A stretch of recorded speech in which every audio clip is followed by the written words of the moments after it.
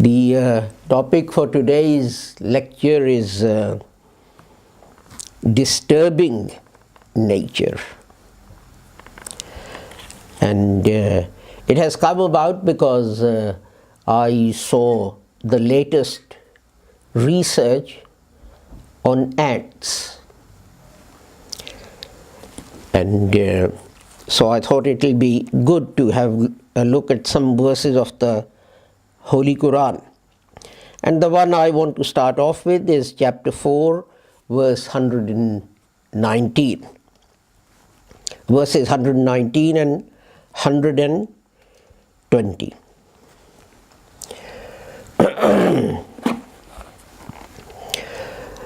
وَلَا أُسِلَّنَّهُمْ وَلَا أُمُنِّيَنَّهُمْ وَلَا مُرَنَّهُمْ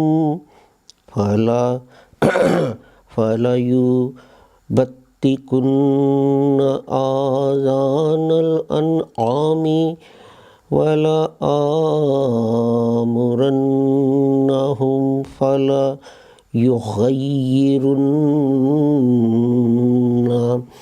خلق الله ومن يتخذ الشيطان وليا من دون الله فقد خسر خسرانا مبينا يعدهم ويمنيهم وما يعدهم الشيطان إلا غرورا. And certainly I will lead them astray and excite in them vain desires, and bid them so that they will slit the ears of the cattle, and bid them so that they will alter Allah's creation. And whoever takes the devil for a friend, forsaking Allah, he indeed suffers a manifest loss. He promises them and excites vain desires in them, and the devil promises them only to deceive.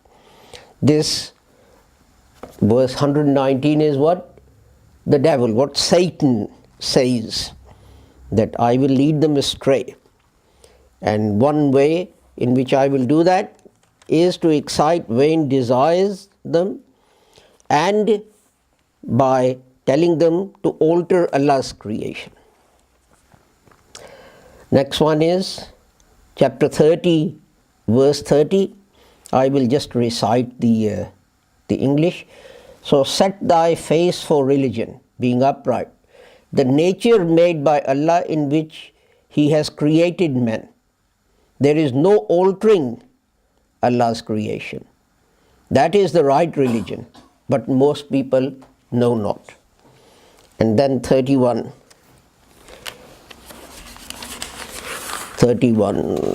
chapter 31, verse 11. هذا خلق الله وأروني ماذا خلق الذين من دونه بل الظالمون في ضلال مبين. This is Allah's creation. Now show me that which those besides Him have created. Nay, the unjust are in manifest error. And I recited these verses to you because the world is suffering from many problems which have been created by human beings. And one of those problems is that we had these wonderful pills and injections called antibiotics. And we kept pumping these into human beings. And what we didn't realize was that every living thing and that includes the germs. Every living thing, including those germs, have this will to survive and live on, and they fight us. How do they fight us? By what we call becoming resistant to the drugs that we give them. It's no different to the way that humans adapted to the differences in their environment in various places. So that is one problem. And we all know about the environmental problems. Some of you may have seen a program yesterday where this guy went towards the North Pole, to very north of Norway. And what did he find there? Well, he found snow, obviously. But he also found dead reindeer. And how did the reindeer die? Because people threw fishing nets in the sea, and those nets, because of the way they were made, would not dissolve and decay with the passage of time, and they got washed on shore, and the reindeer caught its legs in those nets and died of starvation. What else did they find? They found bottles of Diet Coke. I don't think anyone actually went to the North Pole or north of Norway with bottles of Diet Coke that they left behind. And everything that we are doing, and God warns us, the devil will tell us that I will bid them to alter Allah's creation. And that applies to everything. Nowadays there's a grave problem that plastics are created which are not biodegradable, which do not decay. They just lie there. They get washed into drain pipes and sewage and block those. They get washed into sea. And there have been instances where fish have tried to eat them thinking it's food and died and being poisoned. So what man has decided is this, and this is what the Holy Quran keeps saying. Why don't you look at what I've created? Why don't you reflect at what I've created? So scientists decided to look at what ants do. Why they decided to look at ants is this, that just like human beings, ants live in colonies. They're social creatures. They don't live, 10 miles distance from each other. You have these huge colonies. I don't know, some of you may not or may have seen these places. I would give the example of Chandni Chowk in New Delhi. It's a famous place. There's a famous poet who used to live there called Mirza Ghalib, and having read about him and his poetry, my wife and I, we were very keen to go and visit the place. So we made a special trip to the place, only to find that we could hardly breathe. It was so congested, you could hardly move. There were so many thousands of people there. And the ant colonies are like that. Now those of you from Pakistan, I would say, go to Anarkali in Lahore or the inner city and you'll find out what I'm talking about. Ant colonies are 10 times worse than that. So scientists thought, like humans, these ants live in such close proximity Surely they must get ill. They must die. What do? Let us study them. So they set about studying different ant colonies. And they discovered some wonderful things. One was that ants regularly clean themselves. Especially worker ants. There are ants who work as well, but we're not talking about ants. Worker ants. When they go back, they have food. But obviously they are not carrying huge amounts of food on their shoulders. A lot of food is what they consume and eat, and they go back to the colony, and not to use too refined a language, they are sick into the other ants' mouths. So the food comes up and goes into other ants. But then if you're taking stuff back, then you'd be taking microbes and bacteria and germs and everything else back. So what they do is they clean themselves, and if ant A sees that ant B is not clean enough, it goes and cleans ant B and removes the bacteria and germs and things from it, making it as clean as possible. And then when an ant dies, the others gather together and actually drag it and put it outside the confines of their community, the hole or whatever it is that they're living. In some colonies, where it's not possible, it may be deep and vertical and so on, what they do is they make a special cell, an enclosed cell. And dead ants are put in that cell and sealed. So when they rot, they do not contaminate and poison the rest of the community. Can you see how that is so similar to what human beings do?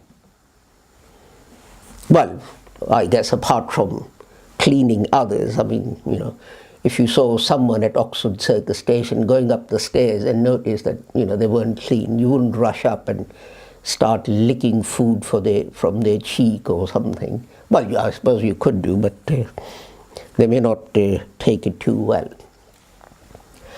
But you can see how their social structure is so similar to the human social structure. And what they do is this. When an ant is ill, what they do is they secrete special chemicals. The sick ant and the other ants, they naturally produce from their own bodies certain chemicals which the sick ant then uses and recovers. And the interesting thing is that over the last so many years that they've studied this phenomena, no ant has ever become resistant to this naturally occurring chemical that's produced from within their bodies.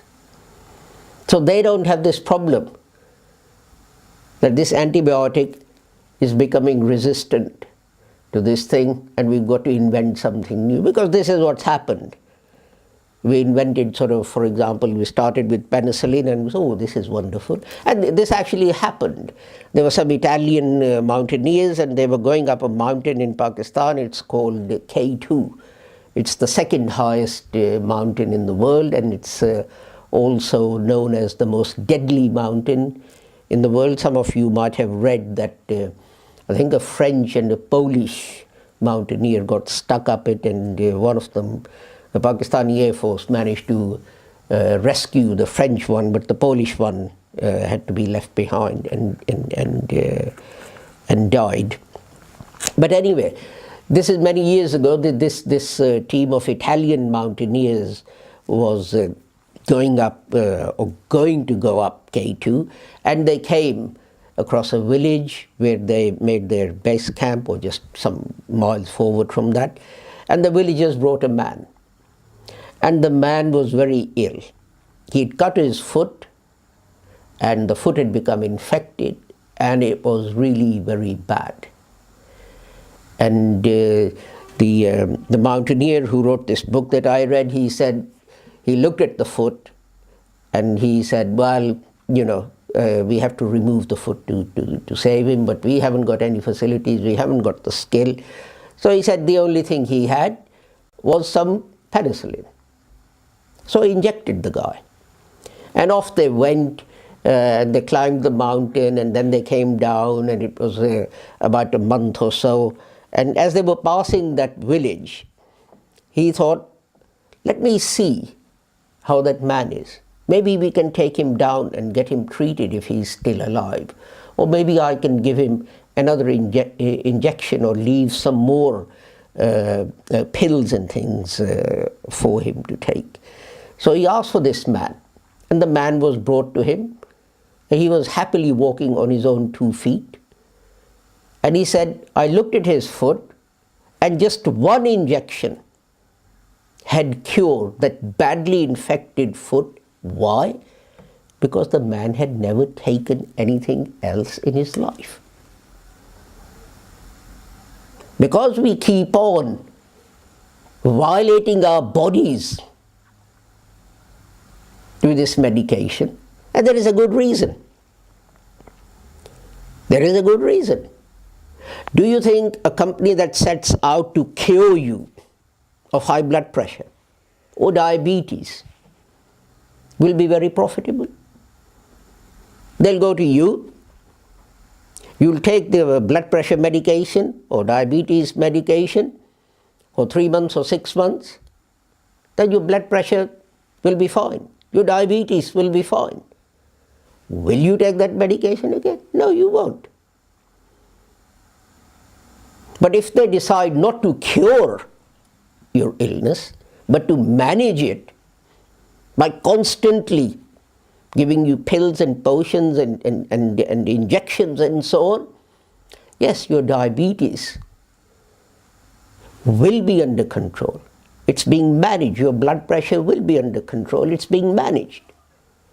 But then for the rest of your life, you're going to go out and buy that medication. If it's 10 years or 20 years or 25 years or whatever it is, that company will be raking profits. Whereas if it invented something to cure it, it may be within 6 months they cure it, and that's it. Now, if you had to choose between 2 sources of income, one lasting 6 months and the other lasting 25 years, which one will you choose? One lasting 25 years.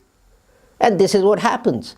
It is not in the interest of modern medicine manufacturers to cure things. It is not in their financial interest, and this is why. And this is what the Quran says. I lead them astray and excite in them vain desires. The board of directors, the CEO, the chairman wants to be rich. He wants to drive about in a limousine. He wants to go and stay in a hotel where the room is £1,000 a night.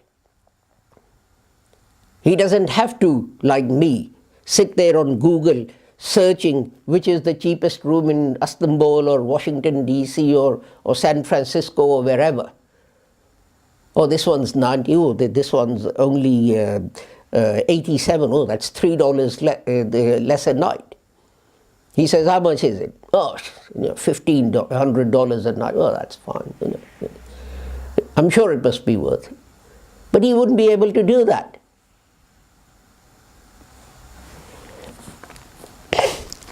And this is God says, rather than alter Allah's creation, rather than change it. And we have lots of examples.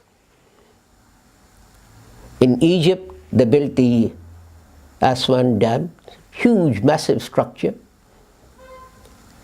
And they found that crop production went down. Then they wondered why. And they found out that what happened was that this river coming down, every year it flooded. And when it flooded, what else did it do?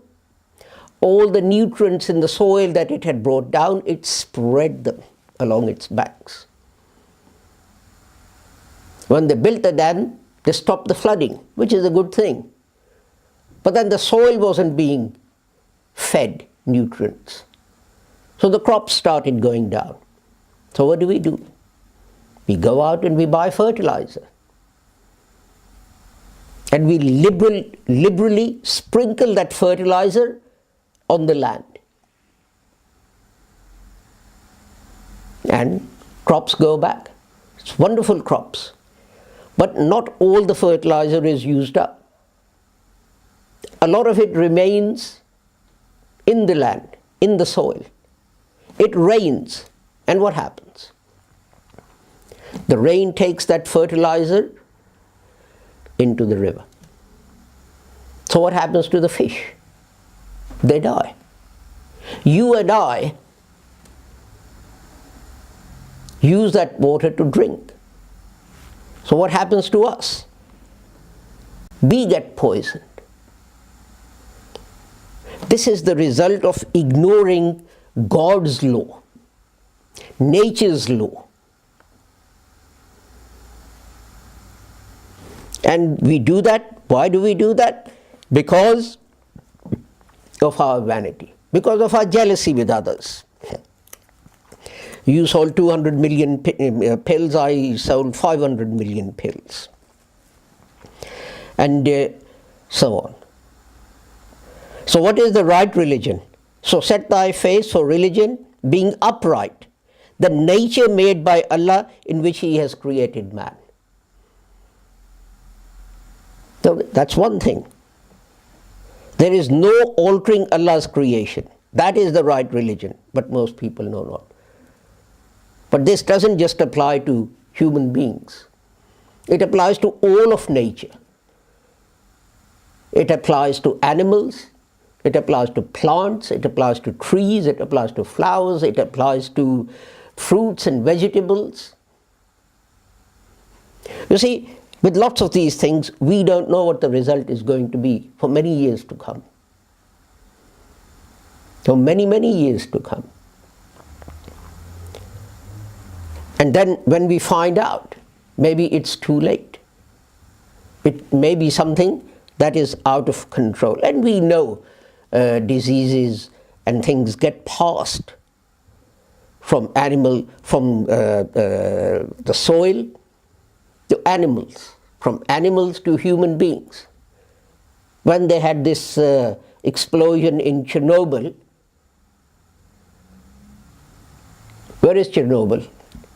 In Russia, just north of Turkey. People in Scotland and England stopped drinking milk from the cows that grazed on the grass in these countries. Why? Because there was a huge explosion, radioactivity was taken all over Europe, it came down with rain, the grass absorbed it, the cows ate those grass, we drank that milk, increasing the danger of our getting cancer, or many other things. This is a cycle that we have not appreciated until recently. Why do the government says, you know, if a cow has mad cow's disease, destroy it. Don't feed its meat to human beings, because it's being recognized. And that cycle includes that if you keep on pumping huge amounts of drugs into people, then you will produce what are now called superbugs. And if you continue, you will produce super duper bugs. You may be able to control superbugs, but then they will fight back and you will get super duper bugs. Maybe you will be able to control them, or maybe not. So we should be very careful when we mess about with nature. We don't know what the final result, what the end result is going to be, because it can take 40, 50 years. And by that time, it may be too late to do something about this.